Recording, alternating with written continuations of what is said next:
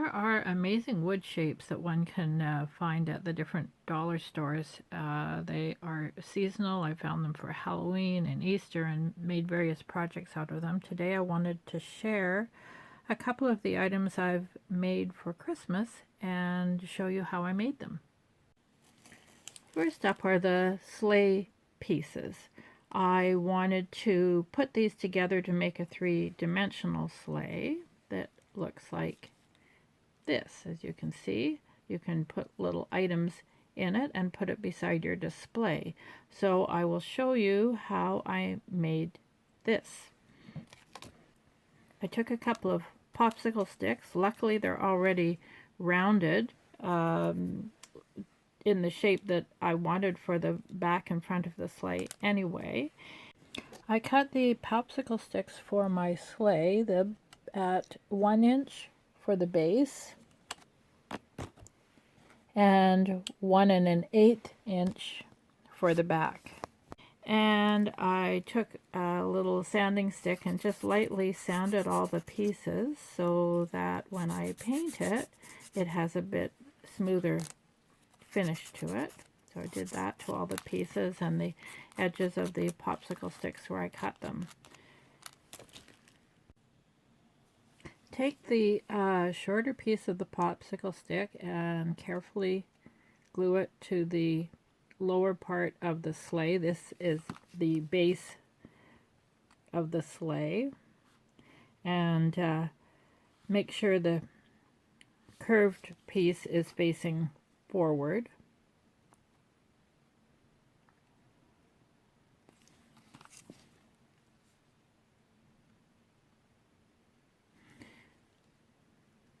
Once you have it set up the way that you would like it, just leave it for a few minutes to dry before we attempt to put the back on. Next, add some glue to the back of the base piece as well as the sides of the second piece, the second cut piece of popsicle stick, and slip it into place.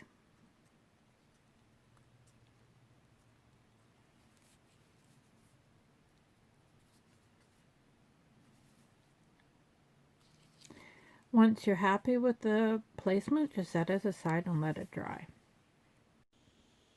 I wanted to show you a couple of ideas about how you could incorporate the sleigh in one of your displays. This is a tree I'd made a couple of years ago, and I've added the sleigh to the bottom just for a little bit of extra interest.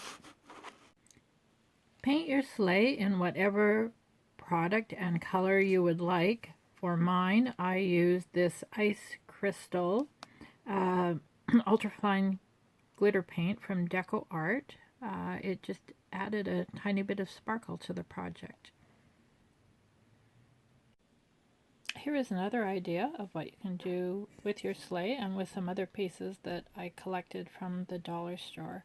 And I'll give you a bit of information about the different components. The glitter trees in the project also came from one of the dollar stores. The larger tree was a scrapbook component, which is why it has a little sticker on the back, which I removed. And the smaller tree came with a clothes peg on the back, and I used my heat gun to soften it and then pried the clothes peg off, so I was able to use that. The reindeer were also a package that I had picked up at the dollar store. They came in, came with a number of different sizes and colors in the package. Although you can't see it with the finished reindeer, I used a bit of Wink of Stella, which you can pick up at a scrapbook store.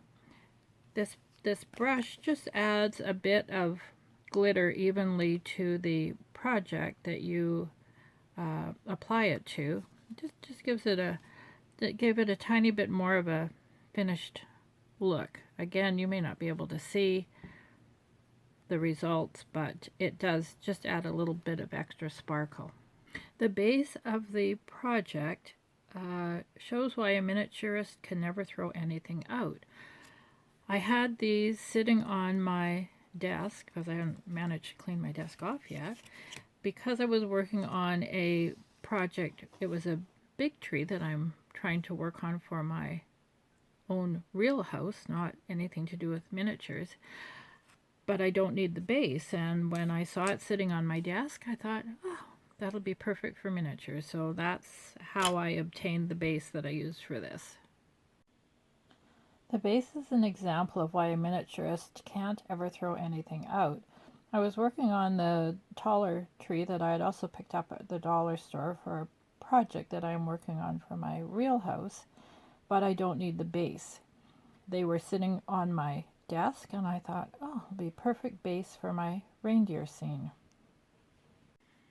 Another project I would like to share with you is this three-dimensional Christmas tree. This one I made out of, again, little wood pieces that I had picked up at the dollar store.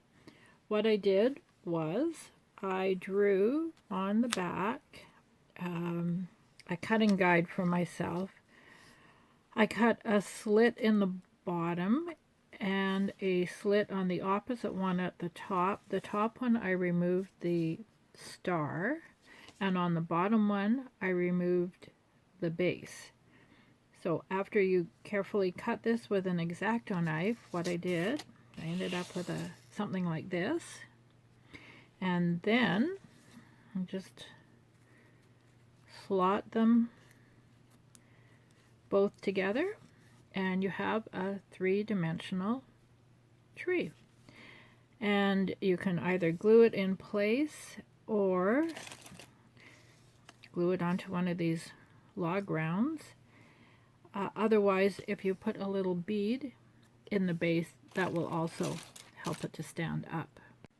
Here are the supplies I used to paint the little three-dimensional trees that I just made, and I'll do a quick run through to explain how I did it. I used forest green paint and then followed it with lush foliage. I added a little bit of water to each of the colors, just waters it down a bit so that it gives a more opaque look on the wood.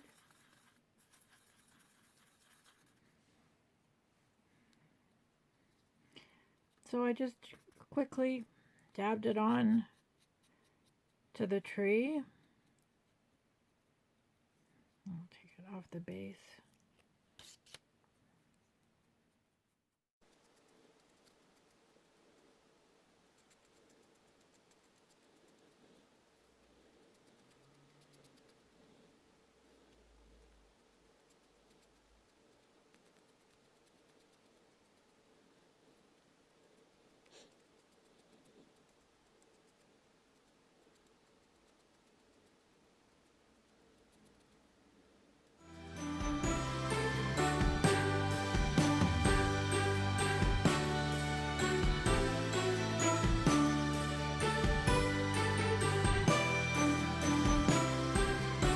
Let it dry, and then we will go on to the next step. Once the first coat is dry, just take a tiny bit of sponge, and in the watered down lighter green paint, I just went over the tree, lightly dabbing the color on just to give it a little more life.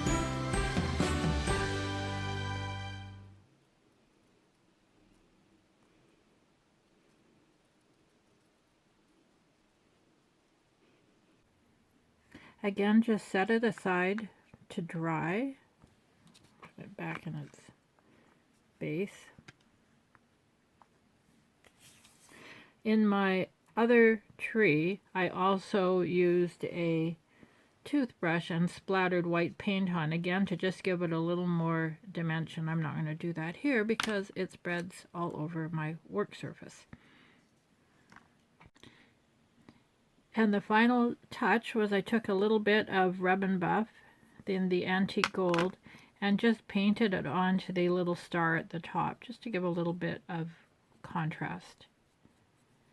And that would be the finished tree. As I said, the only difference between it. And the first one was I added a bit of white splatter paint on it. For more tutorials, don't forget to like and subscribe. Thanks for watching.